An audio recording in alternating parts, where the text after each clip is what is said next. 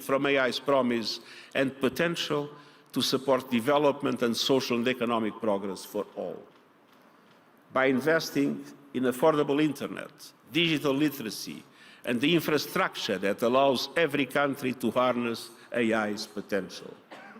By helping developing countries use AI to grow small businesses, improve public services, and connect communities to new markets. And by placing human rights always at the center of AI-driven systems. The United Nations is committed to leading these efforts, and we are working with governments, industry, and civil society to ensure that AI becomes a tool of opportunity, inclusion, and progress for all people. Ladies and gentlemen, now is the time to wake up to these existential challenges and face them head-on, and transform them in sources of progress and welfare for everybody. As a global community, we must live up to this great responsibility, and let's do so by working as one, in collaboration, as the motto of the World Economic Forum.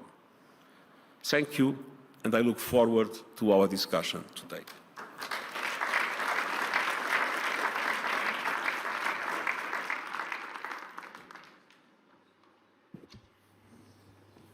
So, Mr. Secretary General, great to have you back. One can look at the world as like a glass half empty or a glass half full.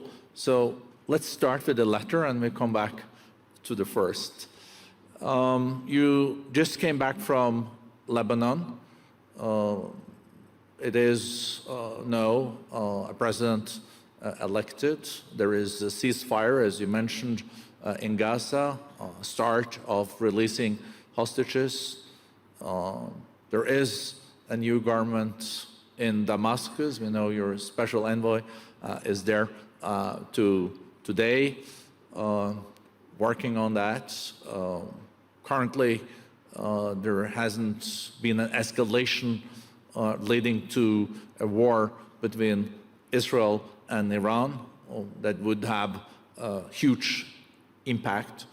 So where do you see the Middle East in a year when you come back to Davos? Well, I know it will be deeply reshaped, but I do not know exactly in what direction all the different aspects will be reshaped. First, Gaza.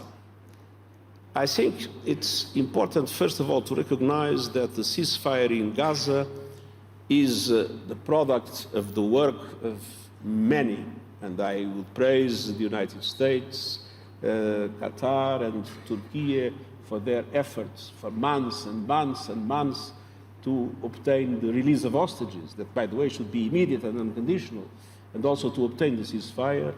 But the negotiations were dragging. And then, all of a sudden, it happened. I think there was a large contribution of the robust diplomacy of the, at the time, President-elect of the United States. I feel that when we had the position of Israel still reluctant to the ceasefire just 2 days before it happened, and then all of a sudden there was an acceptance, I think that we have witnessed an example of robust diplomacy that is something that we must recognize. Do you expect more robust diplomacy? I think we will have more examples of robust diplomacy. Let's see now in what direction.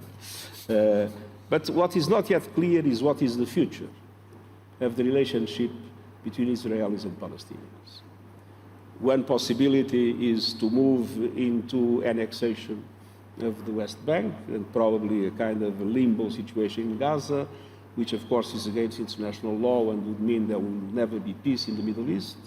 The other possibility is to be still on time with a revitalized Palestinian Authority and an open approach by the Israeli government to still be able to look into a two-state solution. it's not yet clear how things will develop. In Lebanon, I believe that the ceasefire is holding, and my hope is that we will witness a Lebanon that will be able to finally have an effective government.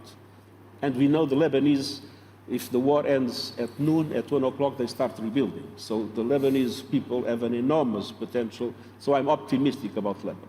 But we are still not yet we still do not yet have a guarantee that this ceasefire will hold and will lead to a final peace agreement. I think Syria is the big question mark. We have a new government that is saying all the right things, but at the same time, it's a government that still corresponds only of what we had in Idlib, and with organizations that have a tradition that is not exactly of the members of the choir of a church. So there are many questions, and we see some signals that the openness and tolerance that is said really will translate itself into reality. So we hopefully will have a Syria with a government that represents all the communities in Syria, which means that the problem between Turkey and the Kurds will also be solved, and that allows for a full integration of Syria in the international community, but we still have a strong risk of fragmentation and a strong risk of extremism in at least parts of the Syrian territory. So Syria is still a question mark, but it is in the interest of us all to engage in order to make things move in the direction of an inclusive form of governance in Syria in which all minorities will feel represented. And I think some gesture must be made, namely in relation to the sanctions, in order to help to make it possible. Incentivize. I think it's a quid pro quo, but I believe the first step now must see to create some relief in the sanctions system that is causing a lot of suffering to the Syrian people. And we already seen 200,000 Syrians coming back to Syria, but we also, as you said, SG, is a lot at stake, because we've seen in the past that walking the talk has not necessarily been happening, and it's really a lot at stake now with inclusiveness. You have the Kurds, you have the Alawites, you have Christians, you have Shiites, so it's complex. As I said, we might have a good solution in which all feel represented and the contradictions are overcome, or a fragmentation with extremism still ruling parts of the territory. Let's hope that it's the first option that wins. And then you have the most relevant question, which is Iran and the relations between Iran, Israel, and the United States. And here, my hope is that the Iranians understand that it is important to once and for all make it clear that they will renounce to have nuclear weapons. At the same time that they engage constructively with the other countries of the region to have a new security architecture in the region with full respect of the independence, territorial integrity, non-interference in the region, and with that having a so-called great bargain that allows them to be fully integrated in the global economy. This is my hope. But it's still possible that things do not go in this direction, and that we might have an escalation, and an escalation that could be a dramatic confrontation engulfing the whole region. And that wouldn't only affect the Gulf region or the Middle East, that would have huge double impact. But you mentioned robust diplomacy related to Gaza. We also heard that President Trump has said that he wants peace and stability. That was the readout from the conversation he also had with Xi Jinping on Saturday. And we were very close to a full-fledged war between Israel and Iran in the fall.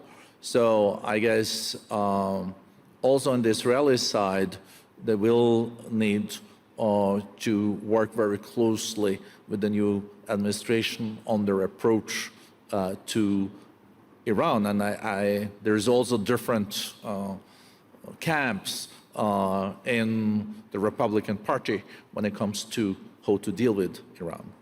But my feeling is that the first step now must come from Iran. Because if not, we risk to have indeed an escalation. And I hope that Iran understands that it is useful to have this first step and that it doesn't make sense at all to bet on the possibility, because it's not even a reality, or the perception that Iran is aiming at having nuclear weapons. I think to make it clear once and for all that that will not happen, and to engage, as I said, constructively for a new security architecture in the region, respecting the independence and of all the other countries, would be a step that would allow the full integration of Iran in the global economy and would, I hope, once and for all, pacify this, which is one of the most, I would say, serious risks in global peace and security. And coming back to Gaza, the implementation of the first phase is happening now. But there's also a second phase. There's still things that have modalities that have to be negotiated. But when you look at risks, also we see currently a deterioration of the situation in the West Bank. So, of course, the PA is also seen to play a role in the next phase of the implementation of Gaza. So it, of course, will be interesting also to see this new administration's view on the two-state solution, their Abraham's Accords, Saudi Arabia having said that there is no joining of the Abraham's Accord without a path towards a two-state solution. But the immediate challenge is now really on the West Bank, because we have seen really deterioration of the security situation there, and then the path for reconstruction of Gaza. I think there is a win-win solution, and that win-win solution is that the ceasefire holds, the hostages go on being released, and the massive distribution of aid takes place. First day, 640 trucks. Second day, 930 trucks. It was proven that when restrictions disappear, aid is provided, as we always said. And this is important. It is a success story. Now this success story must translate itself into a success story in the next phases. And the next phase is leading to a situation of permanent ceasefire in Gaza and a situation in which a transition can be established in Gaza, allowing for the reunification of the occupied Palestinian territories and allowing for a serious negotiation of a political solution based on the two states. This is the win-win situation. But there is another possibility. And the other possibility is for Israel, feeling emboldened by the military successes that it has had, to think that this is the moment to do the annexation of the West Bank and to keep the Gaza in a kind of a limbo situation with an unclear form of governance. It is clear for me that Israel is not fundamentally interested in Gaza, it's fundamentally interested in the West Bank. Now, that would be a total violation of international law, and that would create a situation in which I think the Abrahamic Accords would be undermined completely, and that would mean that we would never have a real stable peace in the Middle East. So one of the challenges, Secretary General, that we're faced with is in the more fragmented, polarized world is also this notion of proxy wars.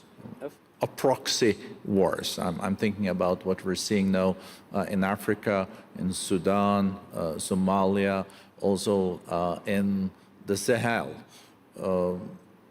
I guess that this is something that keeps you up at night. It's hard to address, it's hard to attribute, but also for Syria, this is probably one of the real impasses also there if you don't have an integration, because then you can have a war going on for decades.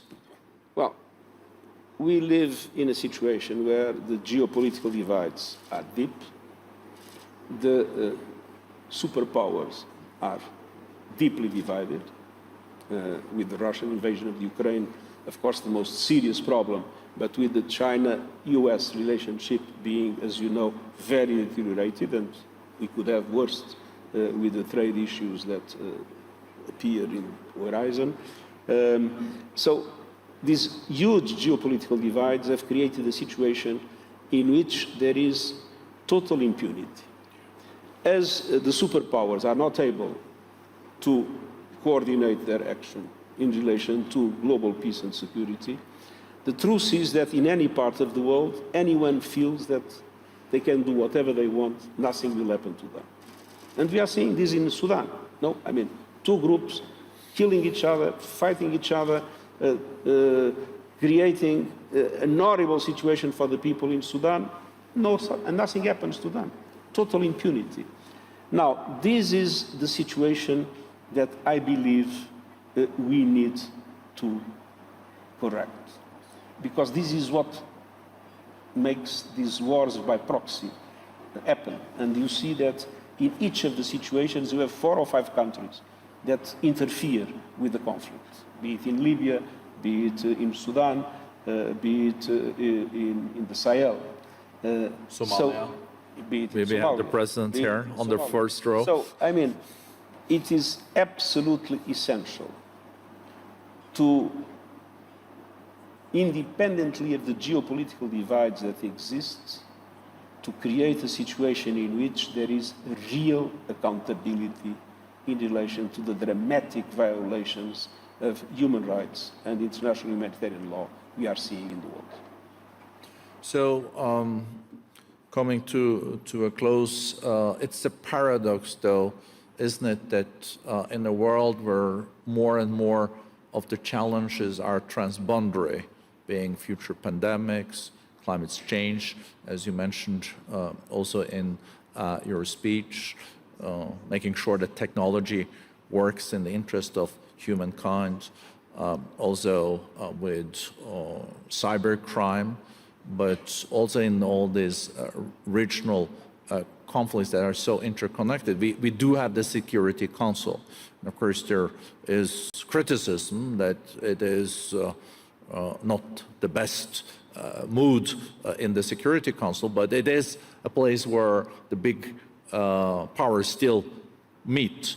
And it's a paradox that in a situation where all these challenges are only solved in a multilateral context, the appetite is not always there. So it first makes your job even more complex. But do you feel there are a few opportunities and silver linings now in the coming years to even in a world where each nation follow mainly their national interest, there are areas where there's so strong overlap of the interest that you can push things through? Well, first of all, let's look at the Security Council. The problem of the Security Council is a problem of effectiveness, but it's also a problem of legitimacy.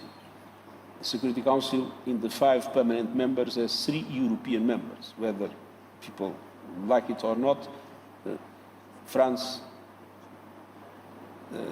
UK and Russia are European countries. Now, 3 in 5 of a continent that is what it is doesn't make any sense anymore. So it is absolutely essential to have a reform of the Security Council, to make the Security Council more representative of today's world, and to make it more effective. This was one of the central questions of the debate in the Summit of the Future. But beyond that, what I believe is that there are things that will tend, in my opinion, to unite. And I have a lot of hope of the positive impacts of science and the positive impacts of, I would say, technological development. We can have different positions, but renewables became the cheapest way to produce electricity. In 10 years? And so independently of the opinions that people might have, those that are now investing in fossil fuels, in my opinion, are investing in stranded assets. I'm totally convinced that the oil and gas that exist in the world today, independently of new discoveries, will never be spent. And so sooner or later, I believe that the realities created by the scientific and technological evolution will make it inevitable, even for reasons of selfish analysis, will make it inevitable for people to take the right decisions. And that is one of my hopes. The second hope is that the use of today has a different perspective and a different vision of the world than the use of our generations. They are more cosmopolitan and they are more sensitive to the questions that are related to the well-being of our planet and the well-being of the international community. So there are silver linings. I think that the question is not to be optimistic or pessimistic. The question is to be determined. We need to be determined in making the values and principles in which we believe win. And if we are determined to fight for the right thing, if we are on the right side of history, I believe in the end we'll get what we want. Thank you so much. Thank you so much, Mr. Secretary General. All the best. All the best. Thank you.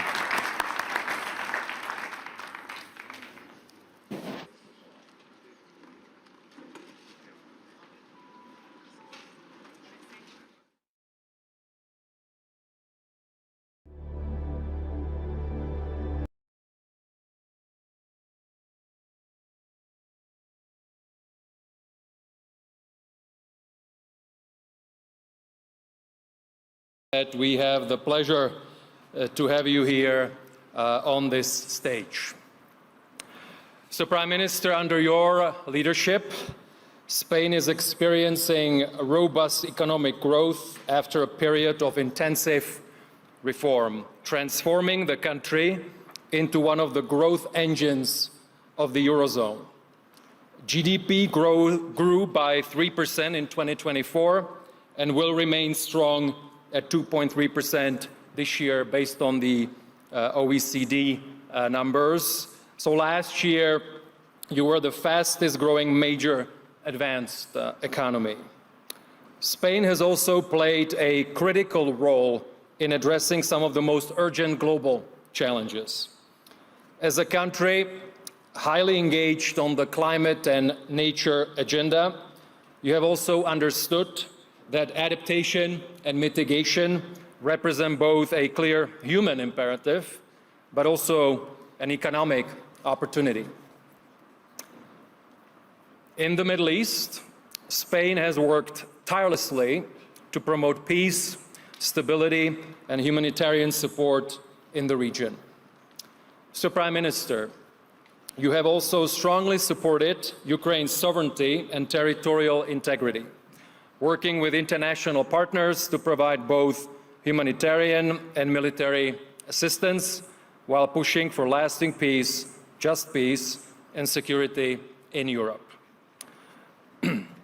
Today, we are fortunate to have you with us, and you will share with us your vision for Spain and its role in Europe and the world. And obviously, the world is changing rapidly, so we're very curious to hear from you. Mr. Prime Minister, the floor is yours.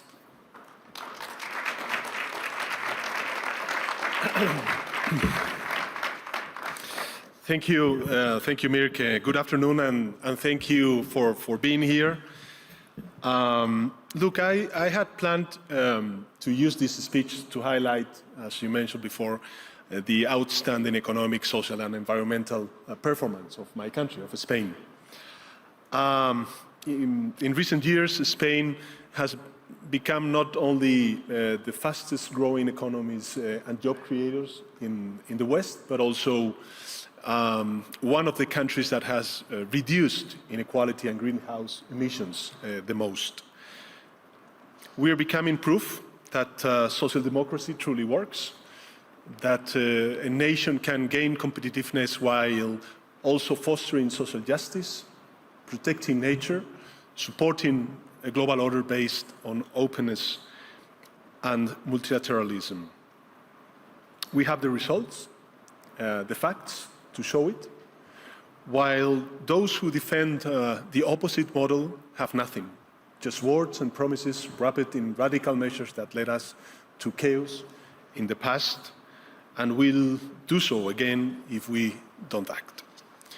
That's why I have decided to change the topic of my speech and talk to you about one of the main tools that is being used to show this chaos: social media.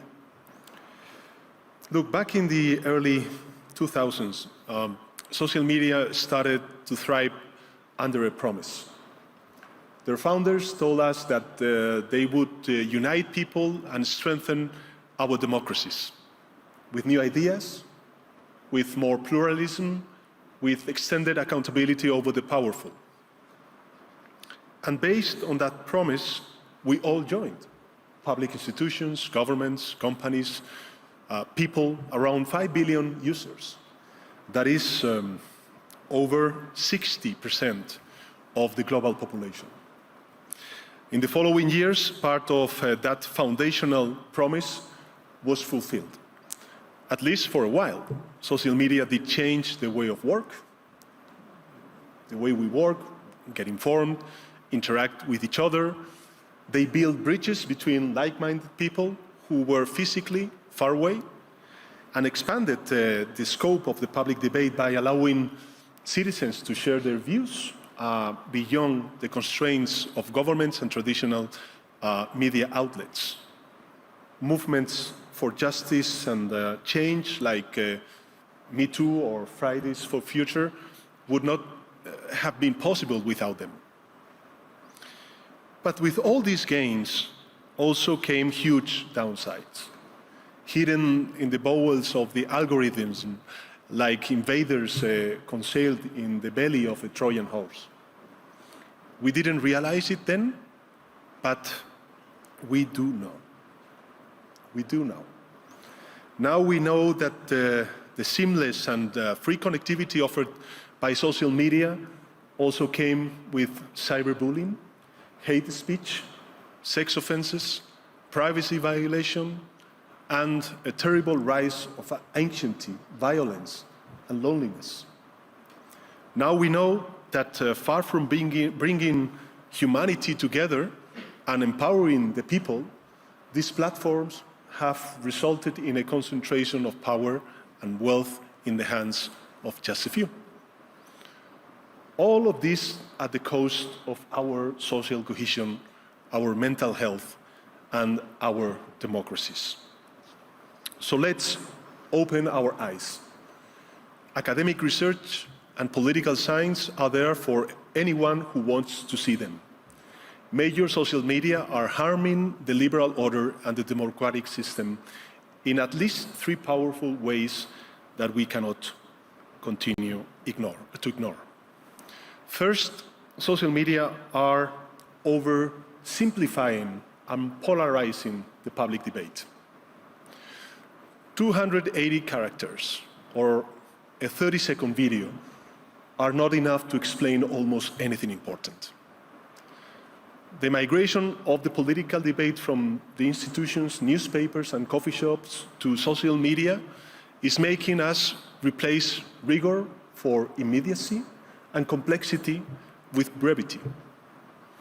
It is preventing It is preventing us from explaining things properly, from recognizing that choices often involve trade-offs, and from engaging in substantial conversations with those who think differently. Instead, it is making us focus on creating catchphrases to gain likes and shares of our own echo chambers. And this, in turn, is transforming us into a society increasingly divided and easy to manipulate. Such a drift is by no means the result of chance. On the contrary, it is deeply connected to the second way in which social media are eroding our democracies, by fostering misinformation. Every day, our feeds and walls are filled with altered images, flawed data, and fake news that distort our perception of reality.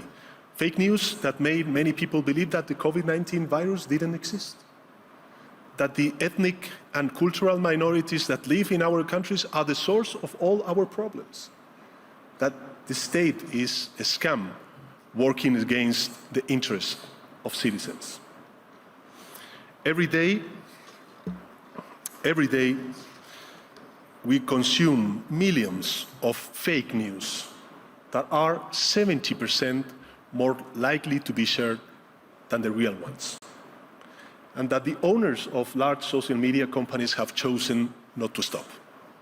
Not because it is hard or because they have read Derrida, but because they are good for business, because they drive more clicks and advertisers, and because they help to advance their political agenda. And this is the third and most terrible way in which social media are damaging our democracies, by becoming tools to replace votes with likes.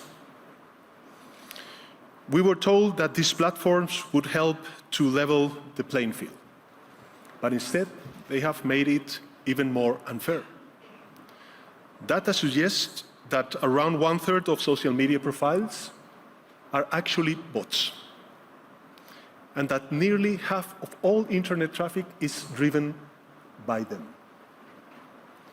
Searchers are completely biased by ad services and boosting hacks, and they feed algorithms far from promoting fairness, are being engineered to hide certain political views and foster others.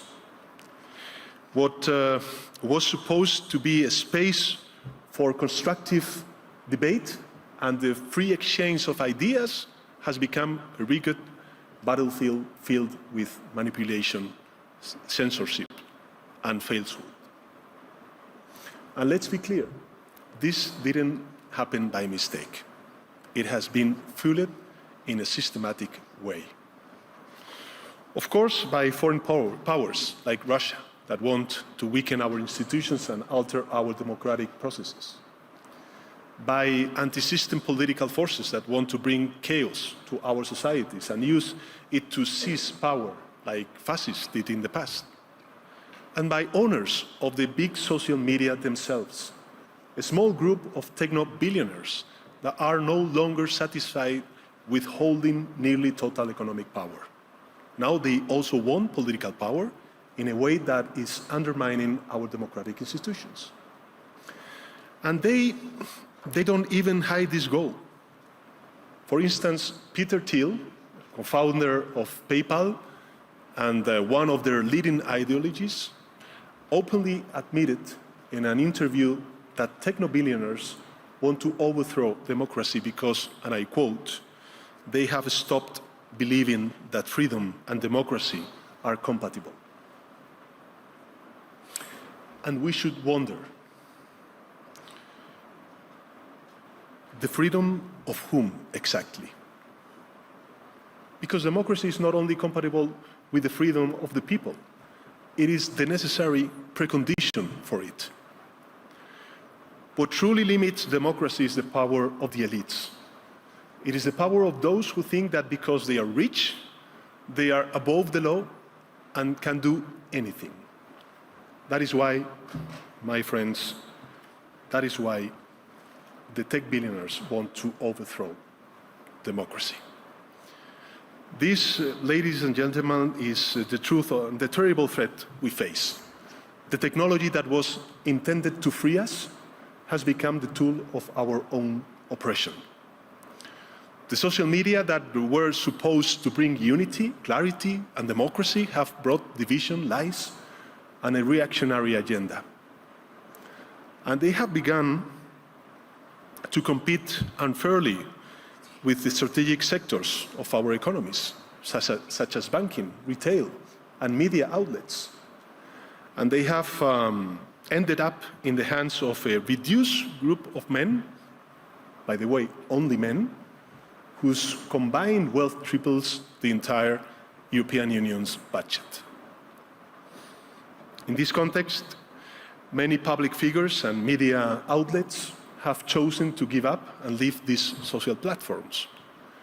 A decision that, of course, I fully understand and respect. In fact, I myself have considered doing the same, because, frankly, my life would be much easier. However, I also believe that social media have transcended what they once were. I believe they are too important, especially for younger generations, to keep considering them mere businesses, owned by someone who can manage them at their will. I believe social media are now a common resource for humanity, like the oceans, and they should be protected and managed accordingly. Because in my view, the original promise that social media were built upon is still possible.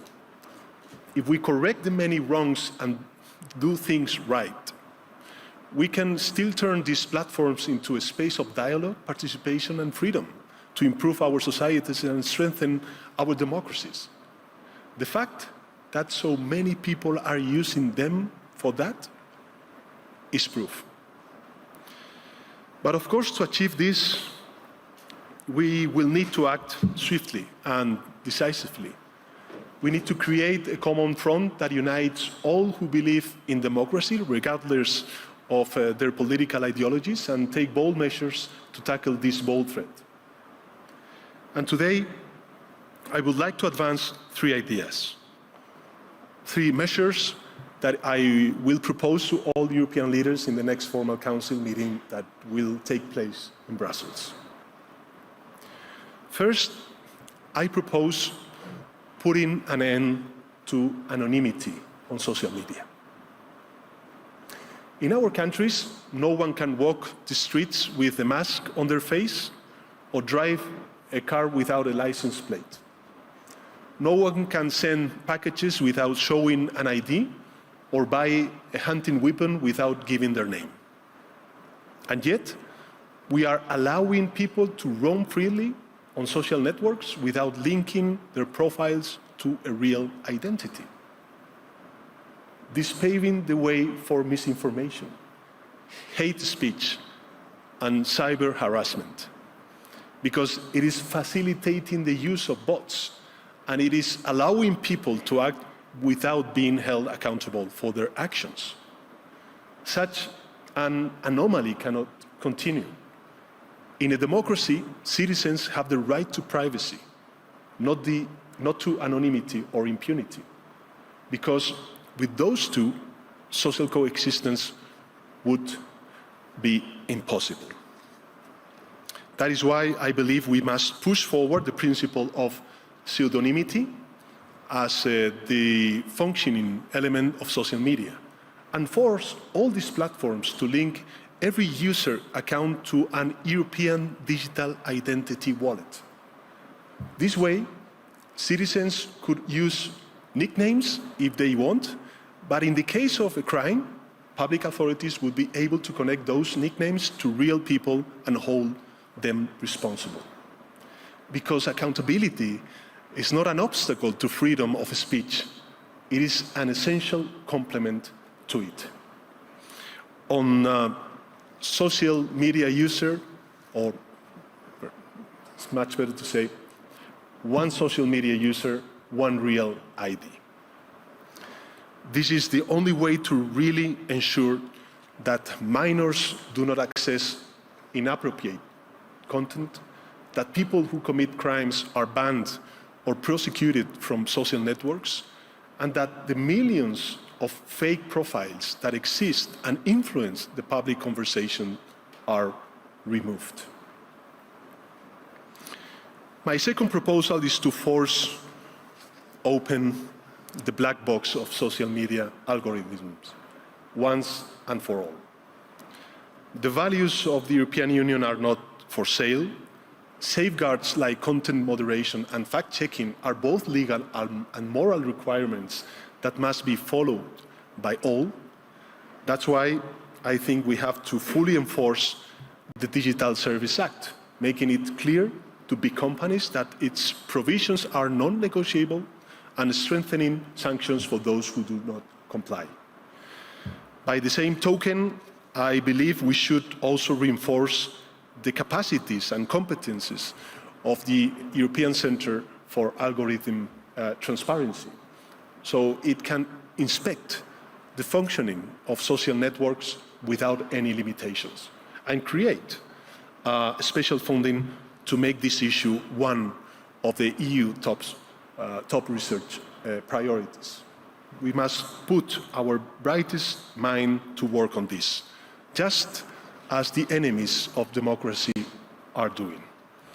Of course, there's no point in holding social media users and employees accountable if their owners are not, especially considering that they are among the richest and most powerful people in the world, and that the biggest fine ever imposed by the European Commission on a tech company equally to 0.6% of its annual profits. I repeat, 0.6% of its annual profits. Or, to put it differently, to what that company earned in less than a day. So that's my third and final proposal.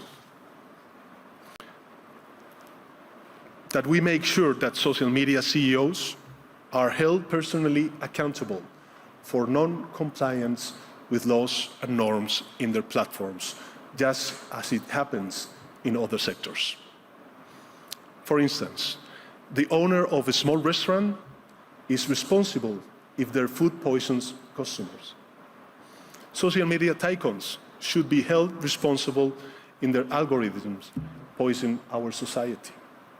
In short, ladies and gentlemen, what I'm proposing is that we take the fight, that we face this threat head-on, because our ability to do so will likely determine the health, safety, and freedom of our children and the generations to come. So let's take back control.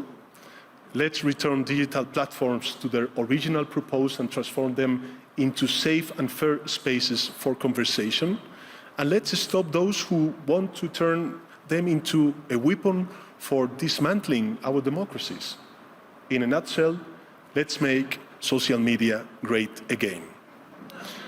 I know it won't be easy.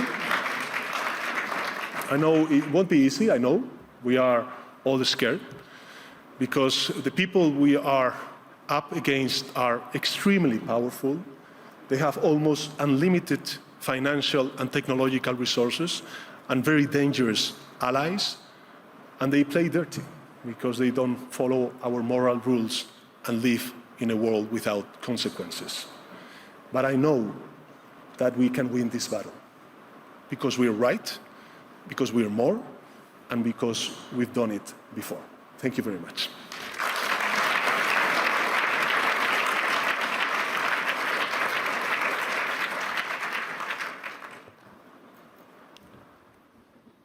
So, Prime Minister, thank you so much for this special address. As is our tradition here, we would like to have still a little bit of a conversation. I think we have a few minutes left. You've covered democracy, social media. Let me ask you about the transatlantic relations overall. You have stated that both the European Union and the United States are stronger together, and obviously it has been a very important relationship for both. In the current environment, how do you see the relationship evolving? Are you optimistic that we have what it takes to make sure that the European Union and the United States will remain stronger together? Well, thank you very much, Mick, for this question. I do believe that the European Union and the United States, we share a strong transatlantic bond, rooted in different aspects such as culture, history, common interests, common values. We are, how can I say it, allies. If trade war is not in the interest of the US, neither the European Union, is a zero-sum game. So, my approach is to be constructive, and that the European Union try to strengthen this transatlantic bond. Second, I think that, of course, the world is very big. There are global players besides the US, and I think that movements that the current Commission and with Ursula von der Leyen as president is taking go, in my opinion, in the good way. I explain myself. I think it is very important, the trade agreement that we achieved, European Union with Mercosur, also with Mexico. We had different agreements over the last months with Chile, with Canada years ago. And I'm pretty sure that the Commission is also working with other regional blocs and countries to strengthen and bridge this trade relationship. I think this is very important for the European Union because we will earn more influence in the geopolitical debate and geopolitical stage. And of course,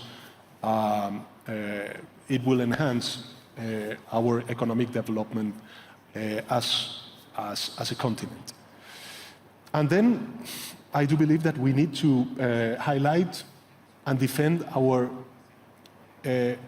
way of doing things, the European way, as President von der Leyen said last Monday, I believe, or Tuesday. And in this regard, I think that we need to take some lessons from the current debate and to have a stronger ownership in very specific sectors such as defense, technology, and energy. And this will be the approach of Spain regarding the US and our transatlantic relationship, and of course, within the European Union. I think that we have an opportunity if we move forward and we make stronger our political project, which is the European Union.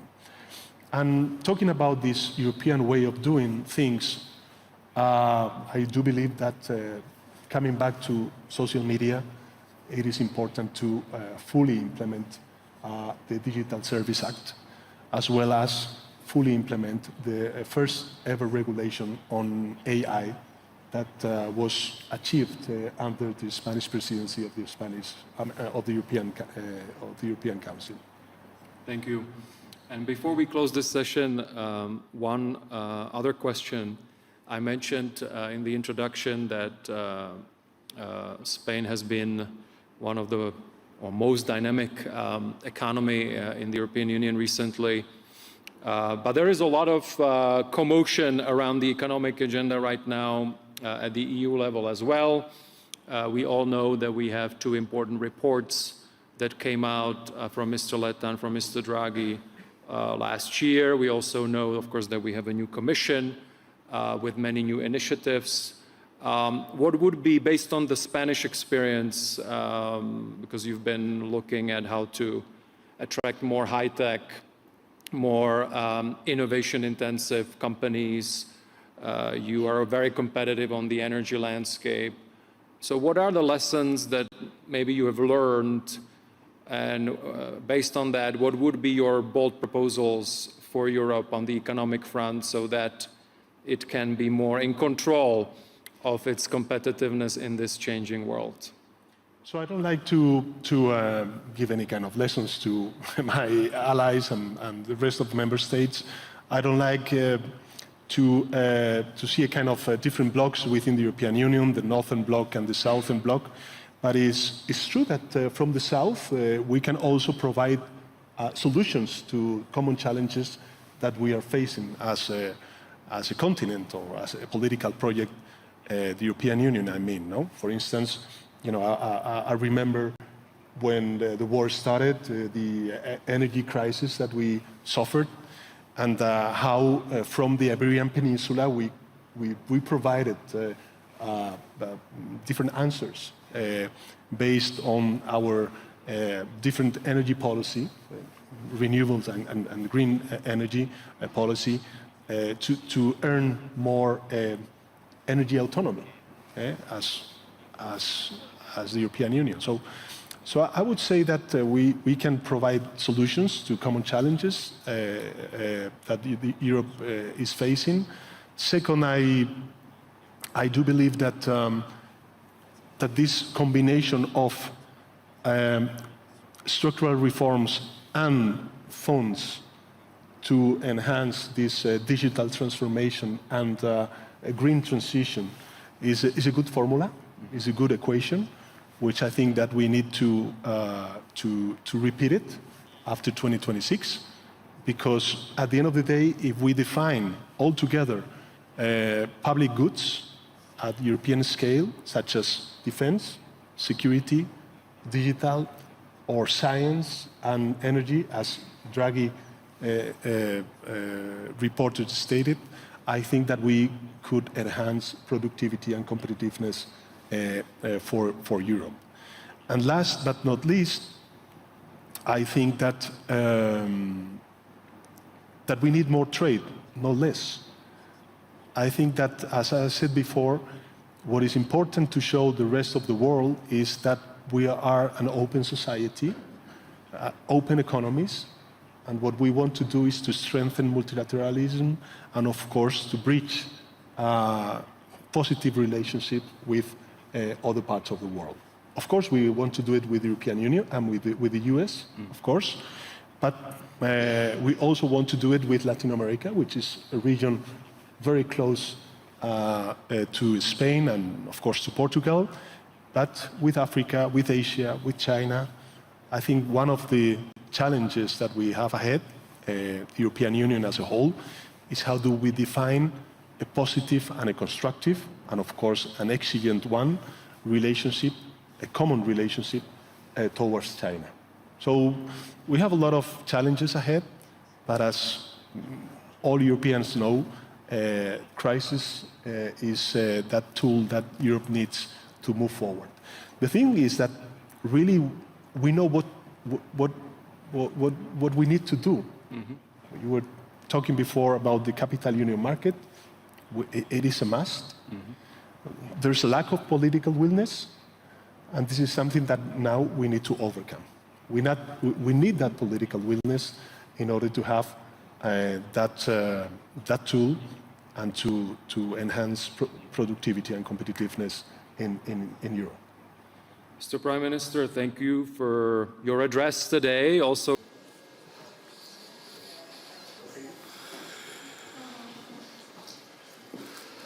hello, all colleagues and friends here at the annual meeting in Davos, and also all of you who are watching us online. I'm Mirek Dušek, Managing Director at the World Economic Forum, and it is my pleasure to welcome here with me on this stage Farzan Akabian, Minister of State for Foreign Affairs and Expatriates of the Palestinian National Authority. Minister, a warm welcome. I'm so happy that you are here. And I'm very happy that we are meeting in a situation where We now have a ceasefire. There was also the release of hostages after so many months of suffering. I just wanted to tell you, we have for us here the situation in Gaza. The humanitarian situation in Gaza has been very much on the agenda. Also the larger situation in the Middle East. I'm very happy that we can have this conversation with you. We've also had here the Qatari Prime Minister, other Arab leaders addressing the situation also overall in the region. We also heard here from Israeli President Herzog. So I think it's very important that we hear from you and from your vantage point what the situation is and hopefully what the steps are going forward to further de-escalate and to further alleviate the human suffering that is on our minds and has been on our minds over all these months. So I think everyone is curious to get your perspective on actually what is now the situation on the ground after the ceasefire and how to make sure that this is a sustained ceasefire. What are the things that you think are being undertaken or should be undertaken to further address the situation and make sure this is sustainable, sustained? Over to you. Well, thank you very much for giving me this platform. And today, what we have witnessed in Gaza is, of course, nothing short of a catastrophe of a massive extent. And we can only detect the enormity of what happened in Gaza once we are in Gaza to really assess on the ground. So we're, of course, very elated with the ceasefire and certainly hope that the ceasefire brings something more sustainable in the future to end the suffering of the people, because we know that this war was nothing about except killing civilians and more civilians. And had the ceasefire taken place months ago, we believe that thousands of lives would have been spared. But at any rate, today we have a ceasefire. We need to ensure that that ceasefire is maintained. And there's a lot of responsibility on the international community to ensure that the ceasefire is maintained. Mm-hmm. And if we look at the trend and we look retroactively on what used to happen in the past, we know that with the Israelis, there is a lot of unpredictability and it could go either way. Mm. So the international community has a role in ensuring that the articles in the agreement are maintained, they are respected, and that there is monitoring and accountability irrespective of who violates. Mm-hmm. Mm-hmm. What we expect to happen in Gaza today is immediate relief and emergency efforts to help traumatized people. Mm-hmm. These people have been traumatized not only for the last 15 months, but even before with the de-development in Gaza. These people were under a brutal siege for so many months, mm-hmm. and then compounded with the brutal aggression by the Israelis. The toll shouldered by these people is enormous. The number of people killed is unprecedented. The number of injured is also unprecedented. And they would need a lot of care, given that Gaza has almost nothing now. Everything in Gaza is ruined.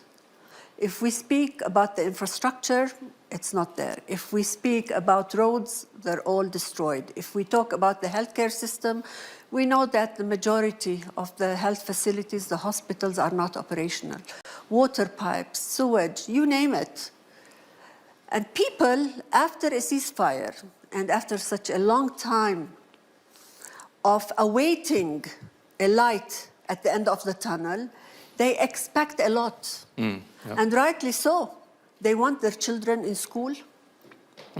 Children have not been in school for a year and a half. Yep. They need to cater to the needs of the injured. They need to eat. And so is there, for us just to understand, what is the current access of those different organizations that would or could be providing that aid? Well, today we have more trucks, 8 trucks going in, and they're increasing by the day. But is it sufficient? No, of course not, because the extent of need cannot be provided in a day or 2 or a week or a month. This would need concerted effort. It needs a lot of logistic support. It needs a lot of management.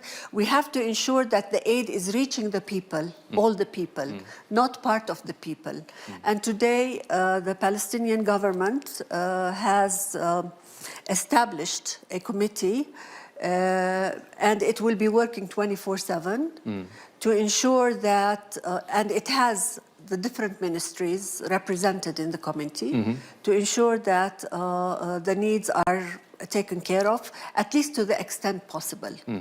We need to understand that the challenges are enormous. And if anybody thinks that the Palestinian Authority can on its own provide everything, then it's quite naive. The Palestinian Authority is very ready to shoulder its responsibilities, but it needs to be fully supported. And fully supported how? It needs to be fully supported to have access to Gaza and empowered and enabled to enter Gaza and operate in Gaza. And then, so the ceasefire is between Israel and Hamas. So obviously there is this quite a complicated relationship also between your government and Hamas.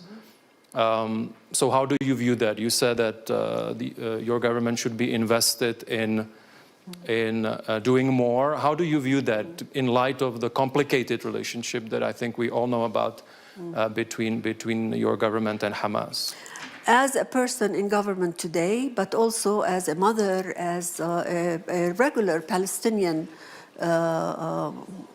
person, I think Gaza was severed from the entirety of the Palestinian occupied land. It's only natural today that it goes back to the core. And the core is today, whether we like it or not, the Palestinian Authority. And the authority has not left Gaza. In fact, during the war, many of the staff in health, in education, in water, in electricity were paid by the Palestinian Authority and were staff of the Palestinian Authority. So they have continued to work. It would be difficult, it would be challenging to mobilize everybody and be on their feet tomorrow, but it's doable. It's doable because once you have people already working, already in the system, it would be easier to mobilize them with some logistic support. And this is what we will be working on diligently. And are you optimistic because the plan has, 3 stages? Yeah, it has stages. And so are you optimistic that really we can get there? We have to stay optimistic because for us Palestinians, optimism is not a choice. It's not an option. It's a must. Yeah. Because we cannot resort to helplessness and hopelessness. Okay, we have a deal. The deal has guarantors, it has to be, and we would like to move by the deal articles to ensure that first and foremost we cater to the needs of our people. These are our people and they need all the help we can provide. And we will not shy away from pressing and ensuring that we can provide them with whatever is possible at this specific time. Maybe just for us, just still more granular vision of what's happening on the ground. So are there already convoys that are going in as we speak? Yes. And from which Yes. from which direction, so that we can imagine what is taking place? There are convoys going in and we see them increasing by the day. But as I said, it's not enough. We need maybe 10, 20, 50 times more than what is getting there. And we need to have plans on the logistic management issues to ensure that people are getting at least, sustenance before we talk about something else. And then, of course, we need to go through all these steps, and hopefully, as you said, this will be successful. I really hope so. On the, then when people talk about the reconstruction, obviously there is huge damage. In addition to the human suffering, there is huge damage. With your government, how do you see this taking place in the future? What is your message to the different international stakeholders and also regional stakeholders? How do you imagine this would be implemented? You mentioned the committee, for example. I think my main message is that we are ready. Maybe we're not 100% ready, but we're doing our homework. And this has to be done with Palestinian hands, but with technical and financial assistance from the world at large. The destruction in Gaza cannot be shouldered by one entity. There's such a massive destruction, and the extent of needs, the enormity of the needs will require a concerted effort from everybody, from international organizations, from various countries, to chip in and come to the rescue of the people in Gaza. So we would start with relief efforts. You need to start feeding people. I mean, 90% of people are under famine. Of course. And the children with far-reaching effects, you can imagine the trauma under which these people are, and the mental health issues and the mental health care that will be required by these people. These people expect to go back home. What home? Everything is destroyed. I mean, it will hit these people. It is one thing being under bombardment for 15 months, but it is another thing to see the reality on the ground the day after. And this is when it will also hit them very hard. And we need to be there, us and the international community and the world at large. The world at large that gave Israel the opportunity to continue with whatever it was doing for 15 months, and we all know that it was stoppable. And Madam Minister, on the governance, future governance of Gaza, because it is linked to also then reconstruction, but also some of the relief efforts, what is your vision from your government? Obviously, there are all kinds of visions, but what is your vision, so for us to understand where you would like to take it as the Palestinian Authority? Again, the Palestinian Authority has a vision on a reconstruction plan. There's a vision for one Palestine, but there's also a component, a big component on the reconstruction of Gaza. And it entails, you know, there are pillars for this vision in its entirety. And the pillars are, first of all, you need to unify the two parts. You need to unify them in practice. You need to unify them in administration, in operation. And we need to build our vision for Palestine and specifically in Gaza on principles of transparency, on principles of rule of order, on principles of one command, on principles of one law, one weapon, one line of communication, and so forth. And there is what is called the Gaza Reform and Rehabilitation Plan, Gaza Rehabilitation Plan. We already have it ready. And we have some strategic initiatives that apply to all of Palestine, but specifically will also take into consideration the needs in Gaza. Because if we talk about strategic initiatives, including renewable energy, agriculture, to ensure that we can feed the people, if we talk about education for all, if we talk about rehabilitating the healthcare system and ensuring we localize the healthcare services, then again that is important because all these initiatives will save us money. And it's important to save money because we also understand that it will require billions to reconstruct Gaza. So any saving in any direction is important. Thank you. And you mentioned some of the reforms that your government and the Palestinian Authority is implementing across, as you said. Help us understand a little bit the situation in the West Bank as well. It is not an easy economic and social picture either. Yes. Look, the situation on the West Bank is extremely volatile. It's a different kind of war in the West Bank, because the Israeli policy is the same. The policy is that of, taking land, displacing people, and calling that land your own, and ensuring that these people understand this is not their land, and they can move either voluntarily or they can be forced to move. This is the policy, and it has been exercised in Gaza for the last 15 months with this very brutal aggression. But on the West Bank, it's a different kind. The policy is the same, but different kind in terms of slowly pushing people outside, slowly grabbing land and more land. And we've seen it for the last 35 years. Land is grabbed, confiscated, and then more land is grabbed and confiscated. And today, the people in the government in Israel don't shy away from saying this. Before, maybe it was done, discreetly. Today, they go out and put maps about taking more land, not only land on the West Bank, but beyond the West Bank, going to Jordan, parts of Syria, Lebanon, Iraq, reaching Saudi Arabia. So this impending and the looming annexation is a big threat. And it is enabled by the settlers and the unleashing of the settlers that suffocate our lives day in, day out.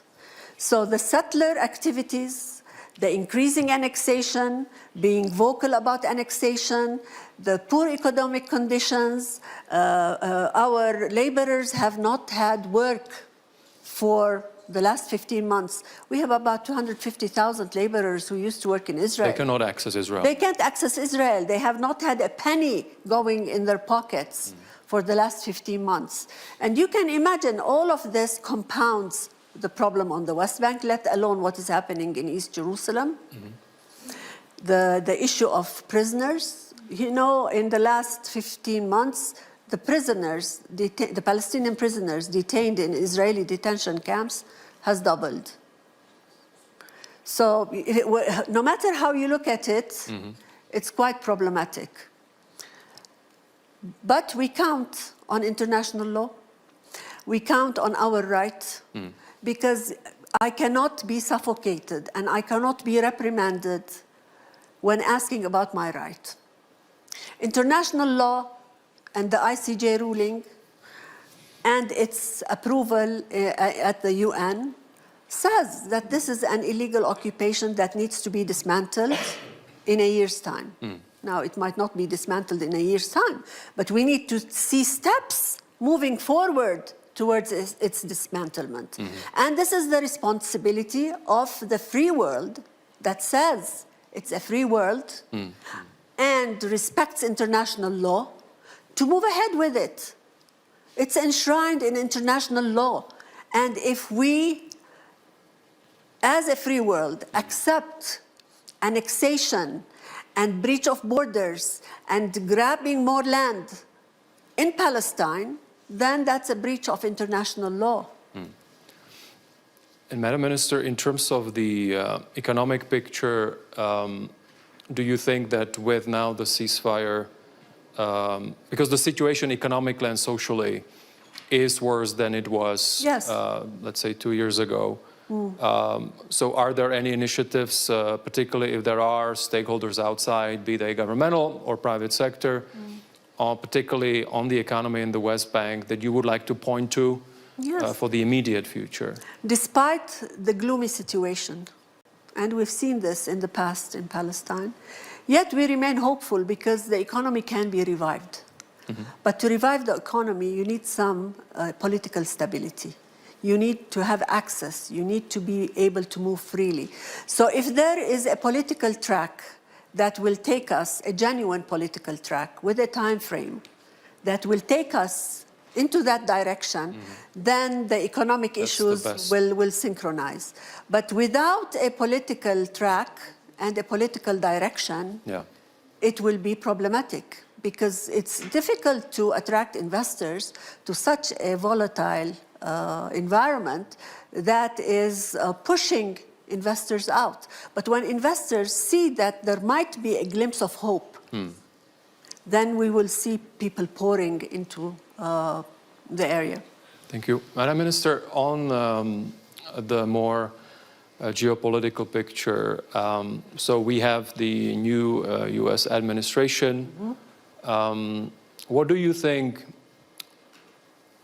the new US administration and other stakeholders can do to, of course, hopefully continue with the upholding of the ceasefire and full implementation of the plan, but also then get us back on the path to peace? Well, the US, Qatar, Egypt, they chaperone this, and other countries have worked diligently for us to reach a ceasefire. So being one of the mediators, we expect that the United States will monitor. And there are rules for the monitoring and the accountabilities in terms of any violations. So that's one. We also expect that the United States looks at us strategically and looks at us as people who are worthy of dignity and worthy of the rights as enshrined in international law. We have said it often that we are ready to live with our neighbors, Israel, and we have recognized Israel in peace and security. But for us to live with Israel in peace and security, Israel has to act as a normal state. We cannot live with Israel in peace and security when Israel every once in a while wages a war on our people in Gaza or people in the West Bank. Today, what we're seeing happening on the West Bank is telling. Because now, you know, things are easing on the Gaza front, but they are intensifying on the West Bank front. And we hear statements from Israeli leaders saying that now it's the time we're turning to the West Bank. And what we did in Gaza, we're going to do in the West Bank. I think the United States needs to look at us differently. If President Trump wants to leave a legacy of peace, a sustainable peace, then peace can only be sustained if the rights of the Palestinians are respected. Are you optimistic the message is getting through or will get through? I think we have used whatever means, we have to use whatever means to get to the US administration. We have to keep the windows open. We have to ensure that there are people that whisper in the ears of President Trump, his close circle, on what the aspirations are and what true peace means. I mean, you can dictate a peace, call it a peace, but if it's not a true peace, it won't work. And even in the US, and others, of course, keep mentioning the role of other countries in the region in a peaceful settlement in the future. How do you see the different roles of the countries that are involved, and what is your message to them right now in terms of what is required to get back on a more sustainable path? I think the message is very clear for us as Palestinians. What we want is a path that will bring us to real peace that is sustainable and once for all. We're not for interim arrangements. We've experienced that in the past. What we want is just to be liberated. We've been under a belligerent occupation for quite long, and the ICJ ruling is very clear about it today. We have the Global Coalition for Peace, spearheaded by the Kingdom of Saudi Arabia, Norway, and we have 90 countries that have rallied behind it. That's another important path. We're awaiting the peace conference to be held at the UN mid-year.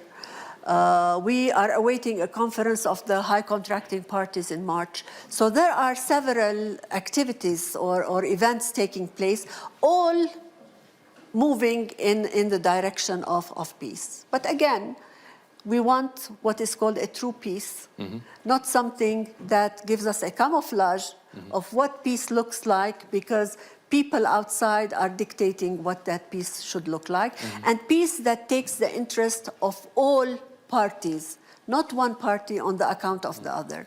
And to me, we need to be seen as people worthy of living, as people worthy of their land, as people who need to be given time to breathe so that they can show the region and the world what we can contribute. We have contributed in the past. We have a great history of contribution, but we need to be given the opportunity to do so.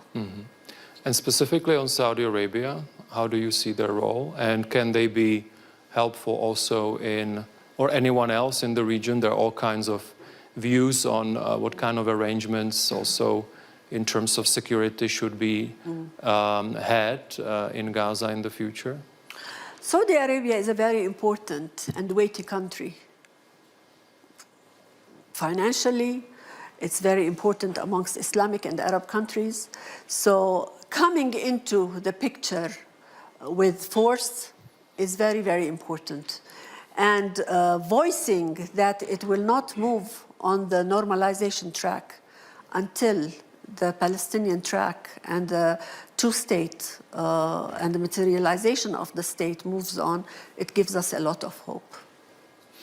Madam Minister, finally, I mentioned that we had many stakeholders, many leaders that have engaged in dialogue on the situation in Gaza. Also, they have given views on pathways to peace. How can we restart a pathway to peace? We had here, as I said, among them also was from the region Israeli president who talked about Hamas's attack on October 7th and the human toll that it had. For us, of course, it's important and it's very important we've had this conversation. I would like to understand from you, given the situation right now, you mentioned a two-state solution. How feasible is it? Many question it. How do you feel about it? How feasible you think it is, despite the challenges that we have right now? First and foremost, we need to understand that peace is possible. And justice can prevail, but it needs teeth. It can't just be a slogan. The two-state solution is the only viable solution, despite all the difficulties. There are other options, there are other solutions. But the viability of those solutions, if we think that the two-state solution is not viable, the viability of the other solutions are even less. So the whole world, even the United States, says that the most viable solution is the two-state solution. The International Court of Justice said that, we need to move towards a two-state solution. The Global Alliance wants a two-state solution. The whole world wants a two-state solution. The only entity that doesn't want a two-state solution is the occupied state of Israel. The state of Israel needs to understand that its illusion on occupying people forever, demonizing them, brutalizing them, can pass with impunity. They need to re-question that. Because today, after what has happened, and the pains inflicted on Palestinians and the sufferings of the Palestinians for decades, this will bring us to another, maybe more vicious cycle of violence in the future, if this issue is not solved and solved in the nearest time possible. So the two-state parameters are there. What we need is a genuine path that takes us with a specific framework on the two states and a monitoring mechanism that puts the players into account. Madam Minister, thank you. You, at the beginning, mentioned the word hope. I think it's very important. We are meeting here at a very sensitive time. I think hope is maybe something that is not on people's mind because it's really just a small installment in terms of where we need to be. But I really hope